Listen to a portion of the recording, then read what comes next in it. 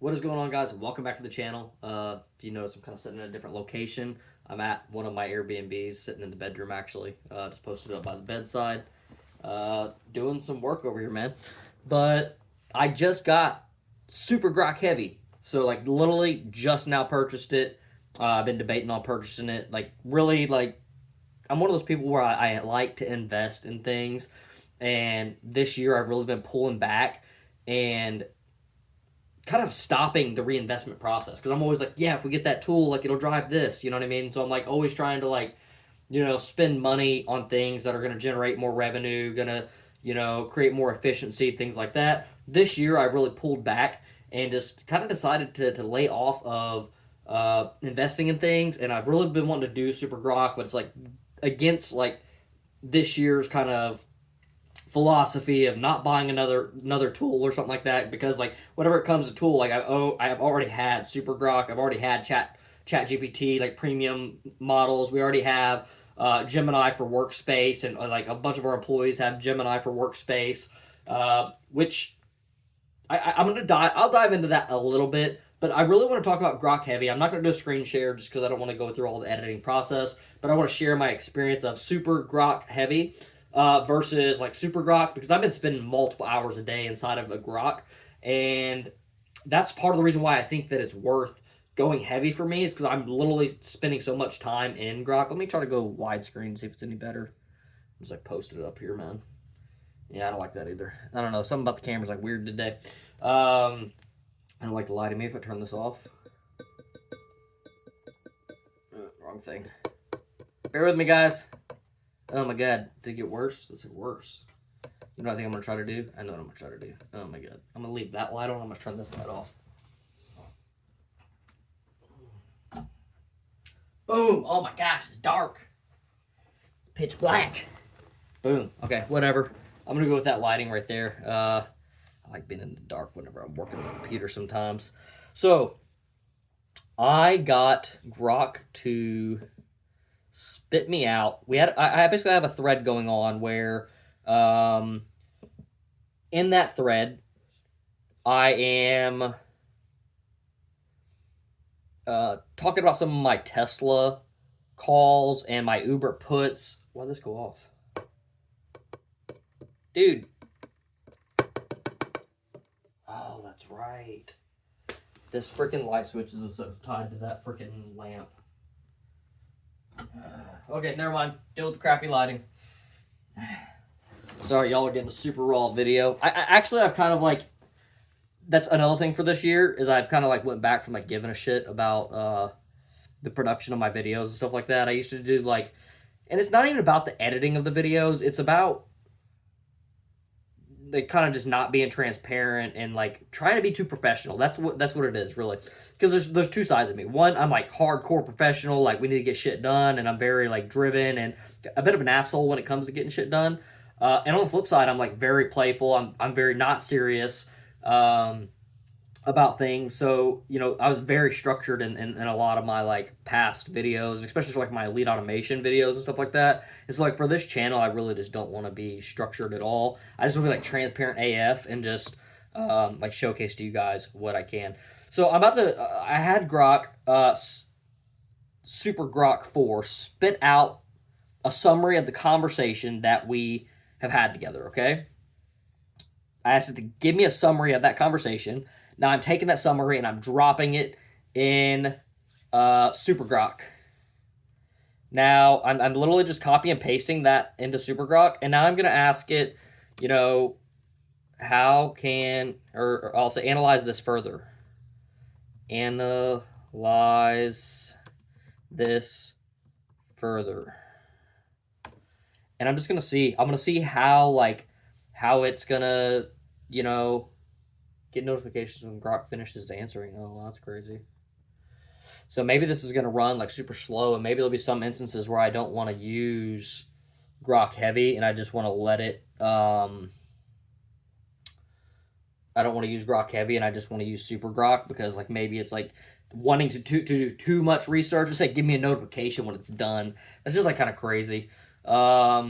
But one thing I love about Grok from all the other AIs that I've used is Grok like tells you what it's doing, and for that it makes me feel so much more confident on the result that it's giving me. Like I can see, like right now, it's searching Teslarati, it's searching ARK Invest, it's searching Sharewood.news, Axios, and 10 other things, right? And then it just kind of keeps going on as it like researches new things, and then it says, oh, this is what I'm thinking about, or oh, you know what, that's probably not right. It's probably like this, you know. It just spit this answer out really fast. I kind of wish you could see this on the screen because I really hate reading. Gosh damn. Okay, updated comparison: Uber versus Lucid. Oh man, why did it do this, man?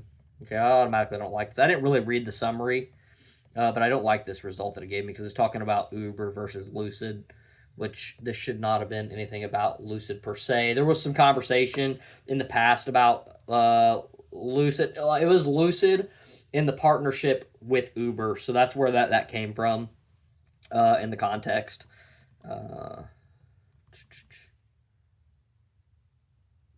Lucid in the partnership with Uber and some other AI company that's supposed to be doing the autonomous driving.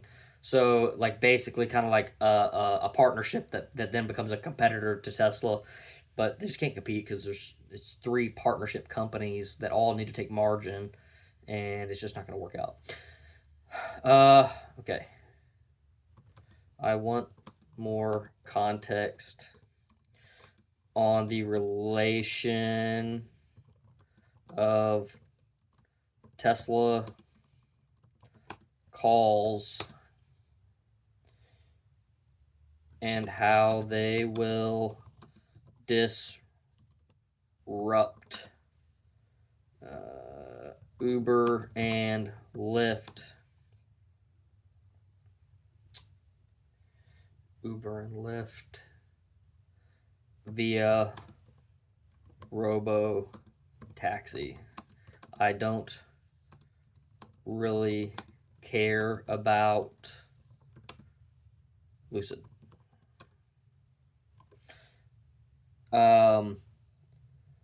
So you guys can't see a screen share right now, so that kind of sucks. But it spit out an answer really fast, so I was really surprised. I was really kind of actually wanting it to take longer because I just feel like there's perceived value, you know, in it taking a long time. I don't feel like it doesn't feel like Grok, like heavy. You know what I mean? I thought there was supposed to be something where it's telling me threads that it was in or something. I might go back into this and see if it said Grok heavy though. When I pulled up the initial chat, it said Grok heavy. Oh, I have it auto speed. That's what it is. I have the so down there in your command prompt where you tell it what you want it to do. Yeah. No.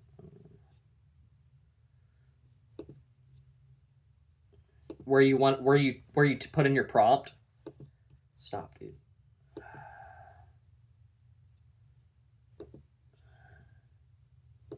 It was selected to auto, so actually it wasn't running just Grok Heavy. Okay, now we're running Grok Heavy. Okay, so I made a mistake there. So down at the bottom in that bar where it tells you like, do you want a fast answer? Do you want it to think long? Let me just read them. My memory. This is where my memory is not good. Okay, so you have auto, fast, expert, heavy, Grok 4 fast, and so I've been using expert almost always because I prefer it think harder and take a little bit more time to give me an answer. Like most of the things that I'm doing, I would prefer have a more thorough answer than I would have a quick answer. Almost everything that I'm doing because I'm operating as like a CEO of a company. In some instances, I'm operating as like an employee of a company or whatever. But again, a lot of times I'm operating as CEO of a company, and so like it might be like things like property analyzation that I'm doing. It might be things like stock market investments that I'm doing. It could be like some type of engineering or something that I'm doing, which would be more of an employee task, but it's engineering level task, so it's not like a very simplistic thing, right? I'm not really asking Grok simple things. Like a version of a simple thing that I'm asking Grok is like, what's up, what's new with Tesla today, or what's the news for Tesla in the past like 24 hours? By the way, this entire time while I'm just talking, the Grok Heavy is thinking. So it looks like it's got a counter that's saying 1 minute and 29 seconds. It looks like it's ongoing, like that's how much time it's been processing. But there is a plausibility that could be a countdown. I think it's counting up though. It looks like it's been running for 1 minute and 42 seconds. It says the agents are working. I have like 4 bars, and if you want me to do a screen share, just let me know down in the comments below. I could not find any information on Grok Heavy and like the comparison of Grok Heavy to like Grok 4, and especially in videos that are like shorter than 20 minutes, which this probably won't be one of those shorter than 20-minute videos. I'll get some more experience with Grok Heavy. I just wanted you guys to be like here with me while I dove into Grok Heavy, and then I'll come up with some shorter videos into the future where after I've gained some more context of Grok Heavy and like where I feel like it's better than okay, we just got a result where it's better than Grok Super Grok 4 versus Grok Heavy. But I need more context. I don't have any context yet. Okay, Tesla Q3 Q3 2025 earnings call. Key robotaxi updates from October 22nd earnings. Tesla emphasized robotaxi as a core growth driver, with CEO Elon Musk highlighting rapid process, unsupervised autonomy, breaking through, blah, blah, blah. Okay, unsupervised full self-driving, targeted for end of 2025 in Austin, no safety drivers, expansion to Nevada, blah, blah, blah. Okay, so this is kind of calling out cost and revenue, risk mentioned, how Tesla could disrupt Uber and Lyft, cost per mile. So it's gave me some good data here. I don't know if it because I didn't reference like Tesla calls and puts. It didn't really give me much call and put information in that. So I'm just going to ask it again to do that real quick. And then I might go a little bit deeper into like the information that it spit out to me.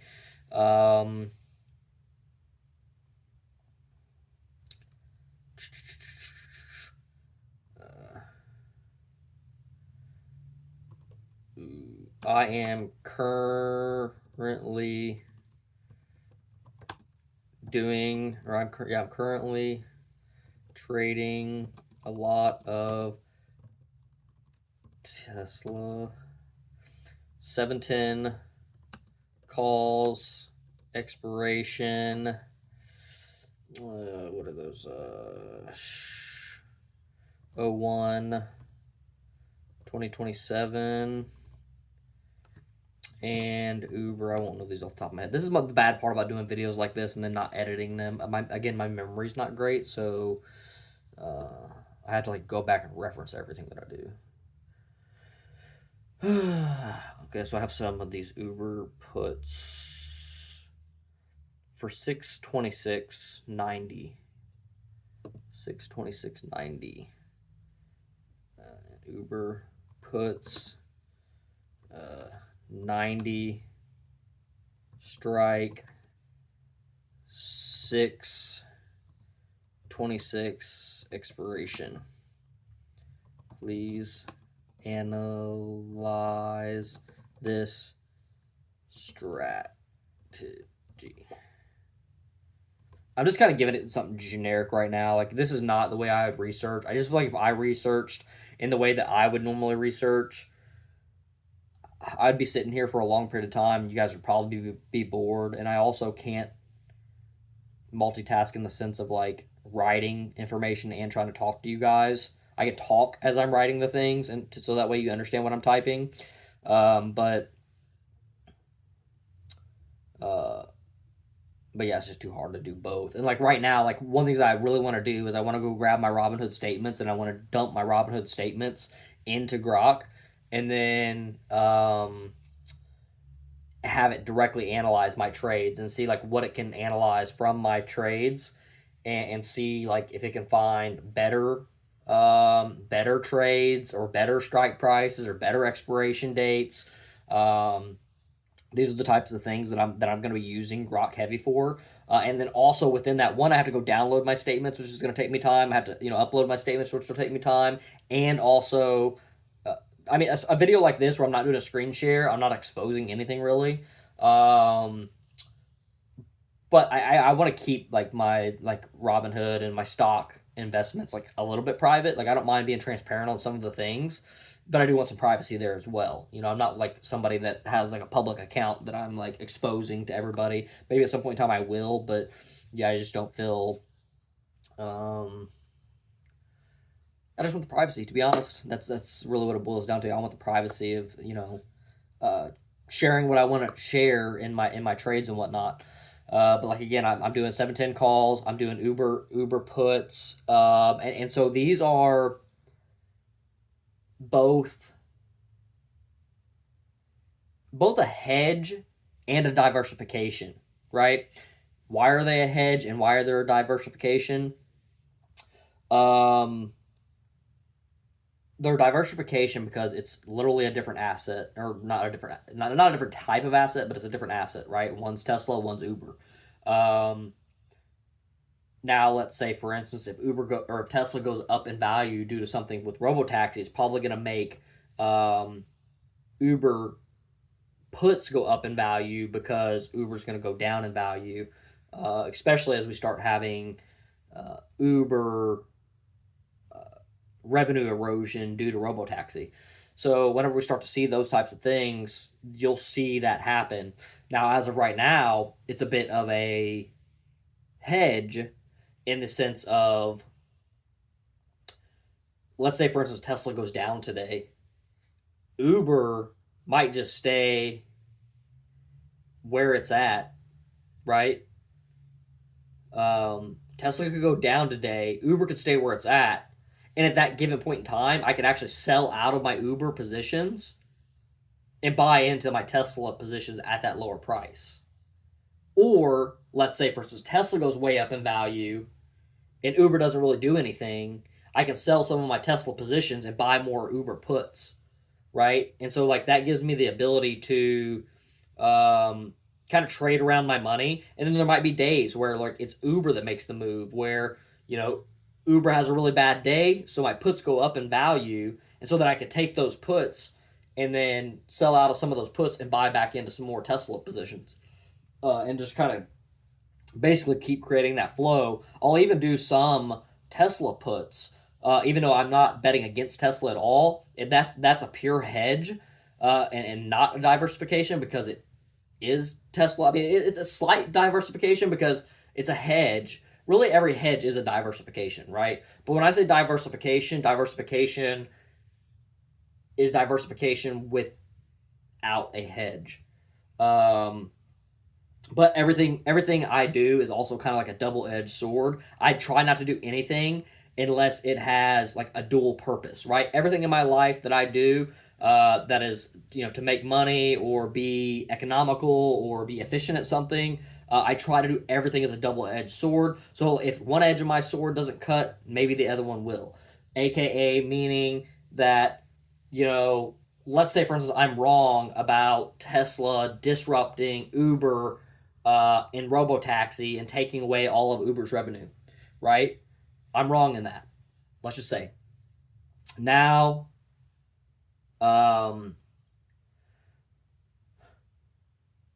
I've basically failed at that investment. That strategy of investment failed.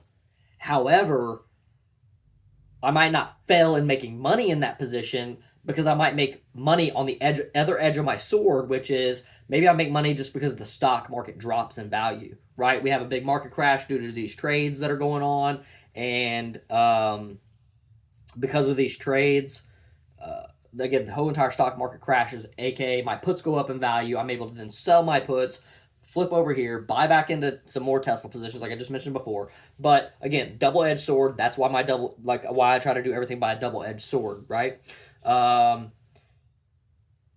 Again, with my Tesla puts, kind of the same thing. If the market as a whole goes down, my Tesla puts will make me money, and also if Tesla itself has like bad earnings or bad something else, I can make some money off of that one as well. And and this is where that part's really a hedge, is if Tesla goes up in value and I lose a bunch of money, or if I lose all my money on those Tesla puts, I don't care, right? Even if I had $10,000 in Tesla puts, like the amount of money I have in Tesla calls, um, I would happily lose all $10,000 that I have in puts because I have so much more money on the calls. And so like that's where the hedge comes from, and that's where like the hedge needs to be a much smaller percentage of your investment than not. So I didn't mean to make this like a stock investment video and an options video, but as we're going through this, it kind of just aligns with it. And Grok was taking a while. It has been done for like a minute and a half now, at least maybe 2 minutes. I'm sorry, but yeah. Okay, strategy overview. Your position: long Tesla calls, expiration 2027. Long Uber 90 puts, expiration. Form a dramatic pair. Again, I don't like to read very much, and I don't read very well. Thematic pair trade, betting on Tesla's robotaxi dominance, disrupting Uber. This aligns with the prior thesis, Tesla's autonomy, unsupervised FSD by end of year 2025, Cybercab in 2026. Could undercut Uber's margins by eliminating driver cost 40 to 50% of expenses, boosting Tesla while pressuring Uber. You're trading a lot, implying significant exposure, assumes long positions for analysis, bullish, Tesla bearish, Uber, data uses October 23 closes.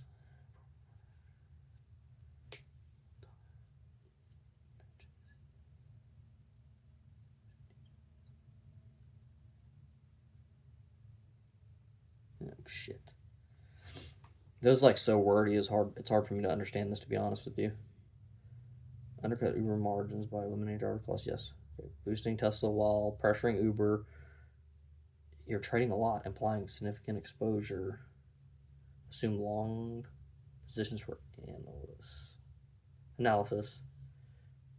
Data uses October 23, 2025 closes as real-time fetches yield insufficient details for the leaps. IV estimates. Okay. Position deep out of the money. That's cool. We know about that. Okay. 15-month expiration. So it kind of called out. I guess I need to like probably stop this video and at least, yeah, because I think this is gonna be a lot better on a screen share where I can just like stop and let you read it. I wish I could just pause the. Oh, I can pause the video, dude. No frippin' way, dude. I didn't even know you could do that. Oh man, my videos just became so much better, I think. So I'll be able to. I think I can pause the video. I'm not gonna do it on this video because it's already a long video and I don't want to jack it up. Maybe I'll stop the video here and then like you can subscribe and wait for the other upload to come out. It'll probably come out like I don't know, maybe same day, next day or something like that. I try not to like mess up the YouTube algorithm. Like it already sucks anyway, or I suck at it or whatever you want to call it. But yeah, being able to pause and play this will make things a lot easier because then I don't have to worry about editing, and you guys don't have to sit here and watch me try to read this. And I can kind of do some more messing around and then summarize the things that I'm seeing, right? Because you don't want to sit here and like watch me read and all that good stuff. However, the golden nuggets do come out whenever I start just ranting on about certain things. I'm going to wrap this one up a little bit here with what's going on in this last output that it gave me. And then I'm going to try to set up my screen share, actually, and see if I can go that route and do like a picture-in-picture so you can see the screen. And then if it, I don't know, if it shows stuff that I don't care to be shown, there's really not that much that I care that you guys see. I'm going to probably upload in, I'm probably going to go ahead and upload in my Robinhood statements. Do a little bit more analyzation. Let me spend like 20, 30 minutes, an hour with this thing. Again, this is my first 20 minutes, 30 minutes, hour with Grok Heavy. So I'm going to spend that time with it. And then I'll turn back on the camera and kind of give a summary and go like kind of scroll through the chat and really showcase, just the different things that I'm seeing within it and like how good that I think that it is. It's just kind of hard for me to really analyze this Grok Heavy and all the information it's giving me like while trying to do this video.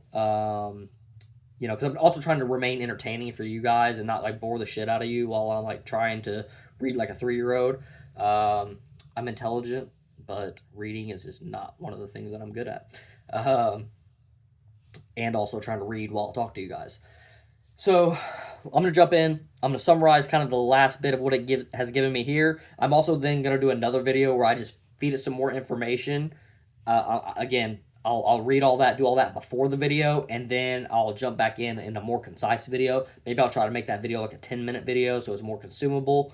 So if you stuck around to the end, that video will probably be a lot more concise and a lot more, I don't want to say value packed, because some of the things I rant on about are like pretty value packed, and it might be the thing that you know gives somebody the insight that they need to become like a good investor or think in a certain way that just kind of takes them to the next level.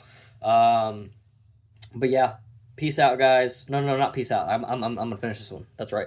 Uh, so okay, these validations, Tesla. Okay, bullish Tesla leg, deep out of the money calls, leverage if Tesla surges on robotaxi milestones, launches by 2025, rides by 2026.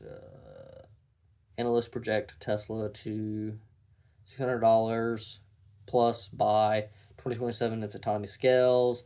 11 trillion market cap potential. High, gamma, mega, sweet, volatile play. Okay, bearish, Uber leg on the money. I don't really like it whenever it summarizes so much of my shit that I already know. It's kind of annoying. It's like I'm just reading shit that I like the confirmation side of it. I don't like that I'm just rereading information. I wish there was like even shorter summarized versions of these that I just like got to the point. Assume hypothetical premiums. Yeah, this is like so much data that I'm like gonna have to spend like 15-20 minutes reading this. It's got fucking equations and shit in here. Like there's no way I'm gonna be able to read this and it's gonna be any value to you guys. Not in real time. I can't read this in real time. Like I could probably read it and then summarize it. Yeah. Risks and considerations, data decay, IV crush, liquidity, which liquidity is a big thing that I've been struggling with the Uber and Lyft positions. There's just not enough volume in those. So like my thesis of what I want to do is great, I feel like, but there's just not the volatility there. There's not the volume to create the volatility, right? Like the options will look like they're swinging hella, but they're not liquid enough to be able to actually sell them at those huge swings. It might say that it's up 1,000% today, but like it's not actually letting you sell out at 1,000%. It's letting you sell out at like, I don't know, maybe at 2x. I don't know. I try not to trade. I have such a small amount of money in some of those that it's not really worth me trading out. I'm more so actually betting that the options will come alive. Like for example, I have some $10, $12, $5, $8 puts on like Lyft, and like some of those I'm just like throw away the money, right? Like majority of those is like throw away the money. Like Lyft getting down to $5, they're probably going to get acquired before they get down to $5. However, it could be a situation where like overnight, like Tesla ate all their lunch and they made no fucking money, and then it drops overnight by 75%, and then boom, those options or those puts go through the freaking moon. I mean, it could be literally something that makes millions of dollars off of like literally some thousands of dollars in those positions. Because it's what you can have whenever you have something that goes from being a 1 cent. Now again, this is like I'm expecting this to be a complete loss of money. I'm not expecting really to make anything, but if it does make, it could be significant, right? Going from like 1 penny to $9 is like, I don't know, what is it, like 900x return or something like that? Or not 900x. Yeah, I think 900x return. That'd be like a 900x return, so and there's definitely option contracts that are going for $9 each, so yeah. Yeah, again, this is like too wordy and too much data-y for me to like just read this to you, because like it's just got a lot of stuff. I mean, it's talking about like theta decay and IV crush, and like a lot of people don't even know what those things mean. And honestly, some of the things I'm still like really trying to wrap my head around it. Like I get the understanding of the things. Um, but as far as like deep enough understanding to be explaining to you guys, I don't feel comfortable with that. I understand it enough in my own head that like I'm like, okay, I get it. Like, and I get where like sometimes it makes sense. You gotta understand like some of the data that's given to you on Wall Street is like somewhat useful. It's like analysts saying like whatever their stock target is for like Tesla. It is what it is, right? Like they're gonna say whatever they're gonna say, and then you have like your retail investors that are are potentially gonna be a lot more bullish and you know might skew the other way, and so again, like a lot of the data that's out there on Wall Street is like somewhat useful. Like don't get me wrong, it's a mathematical data point that you can and probably should look at, but it's not like you have to absolutely know it to um, make money in the stock market. Like for like a little bit of transparency, I've made as much money off the stock market as people do for like more than their entire salary in the stock market per year. Um,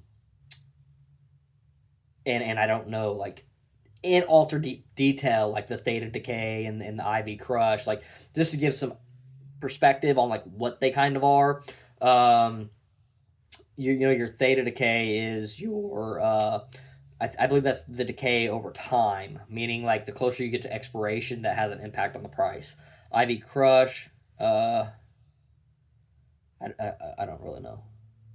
I'm trying to remember what IV is. IV is volatility. Again, this is why I'm not explaining these things to you. But yeah, let me spend some time here with Grok Heavy. I'll do my own research, reading, and just playing around with it for some time. Subscribe if you want to see that type of video, or just go on YouTube and search, maybe a Grok Heavy video or something like that. I'll try to keep that video like under 10 minutes. I might try to spit out like a couple different videos, and I think I'm going to try to do the screen share as well. Yeah. I'm just trying to provide value to you guys. I really wanted to provide value in the sense of like just trying it out and like you guys get my true first impressions, like raw. But again, it's just too much reading, too much. It's just gonna be unentertaining. And if anybody's even here to the end, dude, rock on, man. Surprised you made it here. This video has been hard for me to even really continue to make because, again, I just don't like this setup. I don't feel like it's entertaining, valuable, all those things, blah, blah, blah. Okay, guys, again, thank you. If you made it here till the end, let me know if you found any of these things valuable down in the comments below. And then go check out this other video that I'm going to post up. I think it's going to be a lot more concise, a lot more valuable. If you're interested in any other Tesla investment content, stock market content, property investment content, those types of things, these are all the different things that I talk about. And I talk about them upon request. So if anybody drops something in the comments below and says, hey, I would like to know more about, your property investment stuff. I'd like to know more about your real estate investment stuff. Just let me know down in the comments below. I got like a really good wish-washy way that I'm moving money around, and I think it's going to make me extremely successful over the next, 5-10 years. Don't get me wrong, like this past year that's already happened is like been mind-blowing in that sense. So for these next years, I can't even imagine where they're going to be at if everything plays out right. But I think I got a good strategy ahead of me, and hopefully you guys join on the ride, and catch you on the next one. Peace.